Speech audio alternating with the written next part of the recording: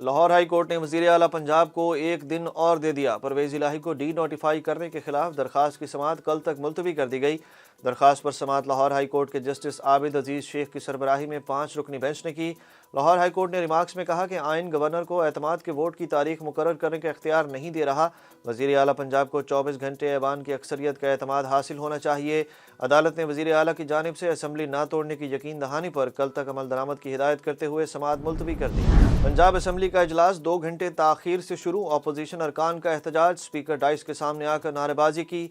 Opposition ने वज़ीर आला पंजाब से आज ही एतमाद का वोट लेने का मुतालबा कर दिया। दूसरी जानिब PTI के रहनुमा फवाद चौधरी का कहना है कि PTI के पार्लिमानी पार्टी इजलास में शिरकत के लिए 177 मेंबरान असम्बली पहुँच चुके हैं। मज़ीद 10 अरकान भी आ रहे हैं। इजलास में 187 अरकान शामिल होंगे। चेयरमैन PTI इमरान खान और वज़ीर आला पंजाब परवेज़ इलाही की ज़मान पाक में मुलाकात। साबिक वज़ीर आज़म इमरान खान ने कहा कि वफाकी हुकूमत सियासी इंतकाम में अंधी हो चुकी है। इम्पोर्टेड हुकूमत ने आइन और कानून की धज्जियाँ उड़ा दी हैं। फरहान खान को इंडियन एजेंट समझकर उल्टा कर सारा जिस्म ज़ख्मी किया गया। एक मुहिब वतन पाकिस्तानी का कसूर क्या है, ये पूरी कौम के लिए सवालिया निशान है। इमरान खान ने वज़ीर आला चौधरी परवेज़ इलाही की फैमिली मेंबरान को नो फ्लाई लिस्ट में शामिल करने के इक़दाम की मजम्मत की। चौधरी परवेज़ इलाही ने कहा कि सियासत में कभी इंतकामी कार्रवाई की और ना यकीन रखते हैं, चाहे फरहान खान पर तशद्दुद की बात हो या बंदे उठाने की। शहबाज शरीफ और राना सनाउल्लाह की हर साजिश नाकाम होगी। नाकामियाँ शहबाज शरीफ और राना सनाउल्लाह का मुकद्दर बन चुकी हैं। आलमी इमदाद की कुल रकम $9.7 अरब है। एक एक पाई को शफाफियत के साथ इस्तेमाल करेंगे। वज़ीर आज़म शहबाज शरीफ की वज़रा के साथ प्रेस कॉन्फ्रेंस। कहा करप्शन का खदशा होता तो जेनेवा कॉन्फ्रेंस में इतने बड़े ऐलानात ना किए जाते। मुखालफीन ने हमारे खिलाफ प्रोपेगेंडा किया। दिन रात मेहनत करके मुतासरीन के नुकसान का अजाला करेंगे। वज़ीर ख़ारजा बिलावल भुट्टो ज़रदारी ने कहा कि मुल्की मईशत के खिलाफ बातें करने वालों को मुंह तोड़ जवाब मिल गया। वज़ीर आज़म की फ़ॉरेन पॉलिसी कामयाब हो चुकी। वज़ीर आज़म ने एक तीर से 2 शिकार किए। वफाकी वज़ीर ख़जाना इसहाक डार का कहना है कि IMF के कहने पर इक़दामात करेंगे, मगर इनका दबाव आवाम पर नहीं आएगा। हुकूमत का निजी बैंकों के पास मौजूद ज़र मुबादला के ज़खायर इस्तेमाल करने का कोई मंसूबा नहीं। कमर्शल बैंकों के पास गैर मुल्की ज़र मुबादला के ज़खायर शहरियों की मलकियत हैं। इसहाक डार का कहना है कि शहरी ऐसे प्रोपेगेंडा को नज़रअंदाज कर दें। मैंने असूलों की बुनियाद पर कहा कि स्टेट बैंक और निजी बैंकों के पास ज़र मुबादला के ज़खायर कौमी ज़खायर हैं। जिन लोगों ने मईशत तबाह की वो इस बयान को गलत रुख दे रहे हैं। ममनुआ फंडिंग केस में इलेक्शन कमीशन के फैसले के खिलाफ PTI की दरख्वास्त पर फैसला महफूज कर लिया गया। इस्लामाबाद हाई कोर्ट ने रिमार्क्स में कहा कि PTI साबित कर दे कि फंड्स ममनुआ नहीं तो इलेक्शन कमीशन को फैसला बदलना होगा। ममनुआ फंडिंग केस में इलेक्शन कमीशन ने जो कहा वो महज ऑब्जर्वेशन है। तहरीक इंसाफ की दरख्वास्त पर समाअत chief justice Islamabad high court की सरबराही में लार्जर बेंच ने की।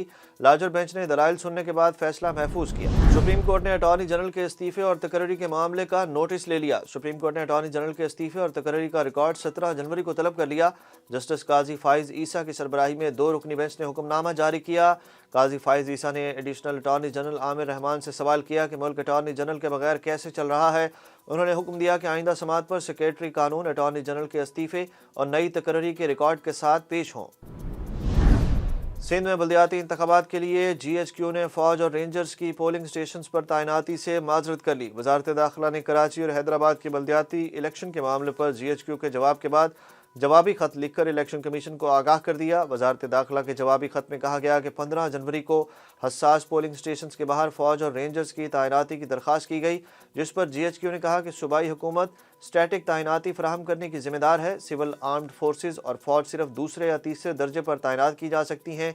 सिंध में हसास तरीन और हसास पोलिंग स्टेशन पर तैनाती के लिए 20,000 एहलकार दरकार होंगे। इतनी बड़ी तादाद में एहलकार फराहम नहीं कर सकते। अमरीकी वजारत खारजा के तर्जुमान नेड प्राइस ने पाकिस्तान को मईशत की बहाली के लिए मदद की यकीन दहानी कराते हुए कहा कि पाकिस्तान IMF से किए गए वादे पूरे करने के लिए माशी इस्लाहात जारी रखे। तर्जुमान वजारत खारजा ने मजीद कहा कि अमरीका मईशत की बहाली के लिए पाकिस्तान की माशी इस्लाहात में मदद और हिमायत जारी रखेगा। उन्होंने इस बात की निशानदही भी की कि पाकिस्तान की अमरीकी हिमायत गैर मशरूत है। अमरीकी तर्जुमान ने मजीद कहा कि पाकिस्तान की बहाली और तामीर नौ का अमल महीनों नहीं बल्कि बरसों जारी रहेगा। साबिक वज़ीर आज़म नवाज शरीफ और मरीम नवाज स्विट्ज़रलैंड के शहर जेनेवा से लंदन वापस पहुंच गए। नवाज शरीफ 4 जनवरी को मरीम नवाज के हमरा जेनेवा गए थे। जेनेवा में मरीम नवाज के गले की सर्जरी हुई। नवाज शरीफ ने जेनेवा में चंद ज़ाती मुलाकातें भी की। ملک میں ڈالر ریٹ آج مزید بڑھ گیا۔ انٹر بینک میں ڈالر 5 پیسے مہنگا ہو کر کاروبار کے اختتام پر 227 روپے 93 پیسے کا رہا۔ دوسری جانب سٹاک مارکیٹ میں بھی آج منفی دن رہا۔ 100 انڈیکس میں 43 پوائنٹس کی کمی، انڈیکس 40,758 پر پہنچ گیا۔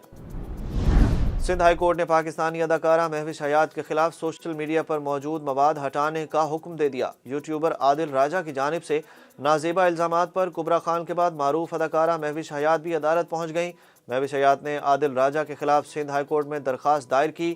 مہوش حیات نے عدالت میں بیان دیا کہ عادل راجہ نے کبریٰ خان کے خلاف الزامات واپس لے لیے ہیں، میرا نام MH لکھا ہے۔ مہوش حیات کے وکیل نے عدالت کو بتایا کہ FIA سائبر کرائم سے رجوع کیا مگر کارروائی نہیں ہو رہی۔ عدالت نے وفاقی حکومت، PTA اور FIA کو نوٹس جاری کر دیے۔ نوٹس میں فریقین کو 2 ہفتوں میں جواب جمع کرانے کا حکم دے دیا گیا۔